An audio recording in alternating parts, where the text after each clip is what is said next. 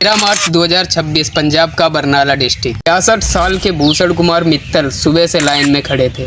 सिर्फ एक सिलेंडर चाहिए था, लेकिन लाइन इतनी लंबी थी कि एंड दिखाई नहीं दे रहा था।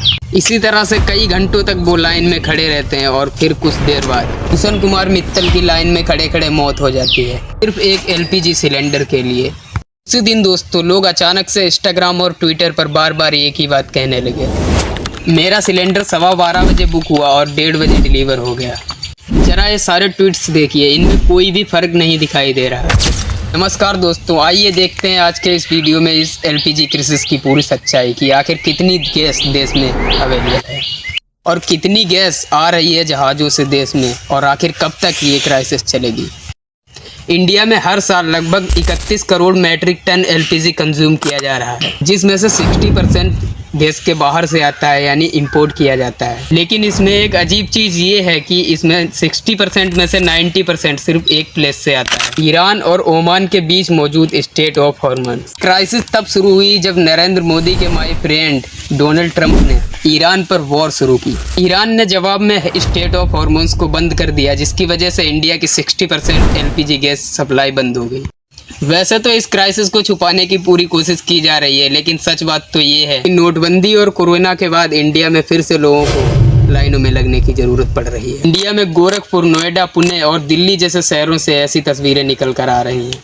लखनऊ में एक वीडियो वायरल होता है जहां एक आदमी फ्रस्ट्रेशन में आकर LPG सिलेंडर से भरी पिकअप के आगे लेट जाता है। एक आर्टिकल से पता चला कि मध्य प्रदेश और गुड़गांव में तो बुकिंग सिस्टम ही क्रैश हो गया है। व्हाट्सएप पर गैस बुकिंग्स फेल हो रही हैं, की वजह से लोगों को फिजिकल गैस एजेंसीज पर जाना पड़ रहा है और लाइनों में लगना पड़ रहा है। इन्हीं लाइनों में खड़े खड़े लोगों की जानें भी जा रही हैं। उत्तर प्रदेश के फर्रुखाबाद में 75 साल के मुख्तार अंसारी लाइन में खड़े खड़े गिर गए और हॉस्पिटल पहुंचने से पहले उनकी मौत हो गई, सिर्फ एक सिलेंडर के लिए। होटल्स और रेस्टोरेंट की हालत तो और भी ज़्यादा खराब है। बेंगलुरु और मुंबई जैसे शहरों में 20 से 30% रेस्टोरेंट बंद हो गए हैं। स्विगी, जोमेटो जैसे फूड डिलीवरी प्लेटफॉर्म पर अब पहले के मुकाबले ऑर्डर 50-60% नीचे गिर गए हैं, और लोगों में इतना पैनिक है कि वो लोग अब ब्लैक में सिलेंडर्स भी खरीद रहे हैं। इसलिए जो सिलेंडर लगभग 900 रुपये का है, वो दिल्ली में ब्लैक मार्केट में लगभग 2-2.5 हज़ार रुपये का बिक रहा है। कमर्शियल सिलेंडर लगभग 4,000 रुपये में, और बेंगलोर जैसे शहरों में तो 6,000 में भी बिक रहा है। सिचुएशन इतनी खराब है कि महाराष्ट्र में गैस सिलेंडर ट्रांसपोर्ट करने वाले वाहनों को पुलिस प्रोटेक्शन देना पड़ रहा है। देहरादून के वसंत विहार में तो लोगों ने गैस सिलेंडर की गाड़ी को रोककर उससे सिलेंडर चोरी करना शुरू कर दिए। उत्तर प्रदेश के महाराजगंज में तो लगभग 76 से ज़्यादा गैस सिलेंडर एजेंसी से चोरी हो गए। कांग्रेस सांसद ने तो दावा किया है कि पार्लियामेंट की कैंटीन में चाय तक नहीं मिल रही, लेकिन इसी पार्लियामेंट में सरकार कह रही है कि LPG की कोई शॉर्टेज नहीं। 15 मार्च को पेट्रोलियम मिनिस्टर हरदीप सिंह पुरी ने लोकसभा में कहा, district LPG supply fully protected है, कोई शॉर्टेज नहीं है, और जो हो रहा है वो पैनिक बाइंग वोटिंग की वजह से है। प्रधानमंत्री नरेंद्र मोदी ने खुद कहा कि जो लोग शॉर्टेज का डर फैला रहे हैं वो खुद ही देश को नुकसान करवा रहे हैं। इसको सरकार ने डोमेस्टिक सिलेंडर का प्राइस 60 रुपये और कमर्शियल सिलेंडर का प्राइस 115 रुपये बढ़ा दिया।